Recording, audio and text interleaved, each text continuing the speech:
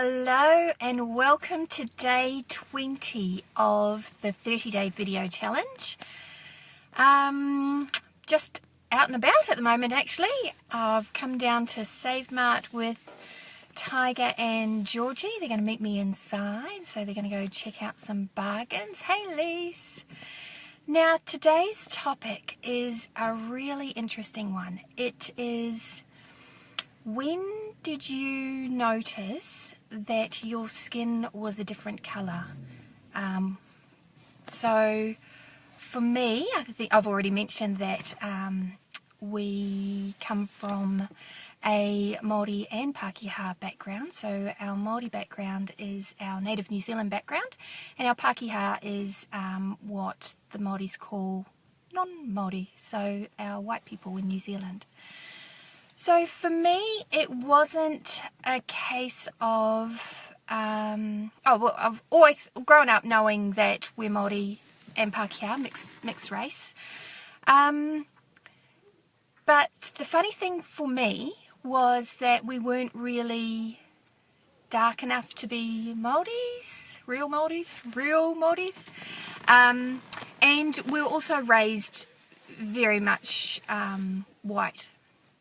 So part of my life journey has been rediscovering my roots and understanding the Māori culture. Now in New Zealand, it's quite a sensitive topic, but it's something that's coming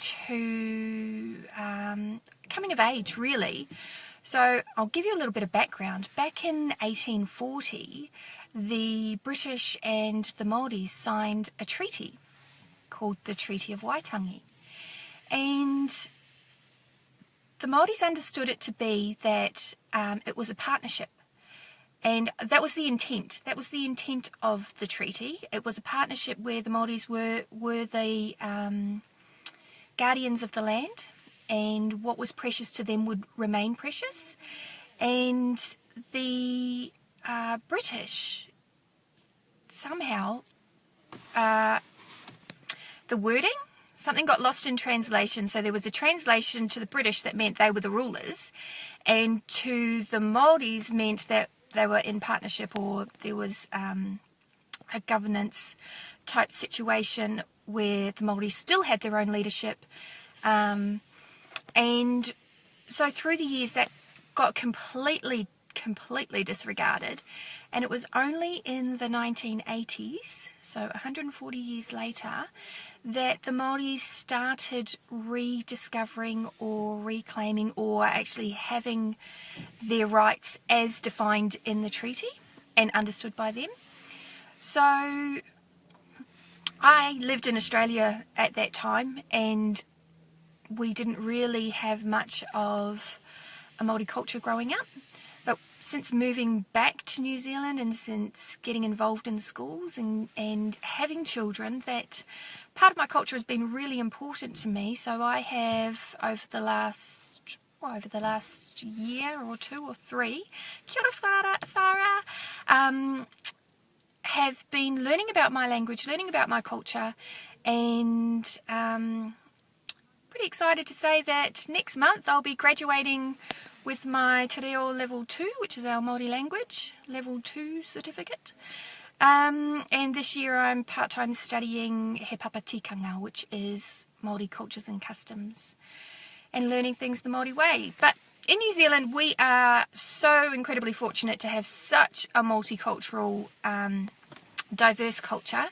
So my kids go to school with kids who are Māori, from Pacific Islands, Chinese, Indian. We've got South Africans, Middle Eastern. So we are a very multicultural country and very fortunate to be able to have all of these cultures available to our kids. And I'm very much a big believer in that we are all brothers and sisters around the globe. And what I love is to find the best of each culture and to try and incorporate that in my life. I love the Eastern culture of meditation and natural medicine and things like that. It's very much how I idealistically would like to live my life. Practically not always, so doesn't always work out that way. What else do I want to say about discovering that we're a different colour? I just want to say to all the Māoris out there, I read a post on Facebook the other day about someone who was Māori in Australia and not knowing the language and feeling shamed and embarrassed and like they weren't Māori enough to come back to New Zealand. And I just say, let it go, because we're all brothers and sisters here, and learn it if you want to learn it. If you don't want to learn it, just understand that, you know, you're loved anyway. We're all part of one big brother and sisterhood. And don't let that hold you back from doing anything in your life, because I felt not enough Māori. I was too white to be a real Māori. And actually walking into hui's, which are called Māori meetings, I still feel like, I'm not enough. But I am. And I'll just let that be. Let that settle in my heart. So, very blessed to live in a multicultural society. So grateful that New Zealand has so many nationalities. Actually, over a couple of years ago, we hosted international students. So we have had students from Japan, China and Korea come and stay with us so that the kids can get an understanding and appreciation of different cultures. And that's been interesting because we discover that, thank you, my sister, we discover that it doesn't matter what nationality, what language you speak, there is such a commonality among us as humans that we all need compassion, we all need acceptance, and we all need love. So I will leave you with that thought today. Send out your compassion, send out your love, and just let's make this world a more beautiful place. So have a wonderful Sunday, and love to you all. Mwah.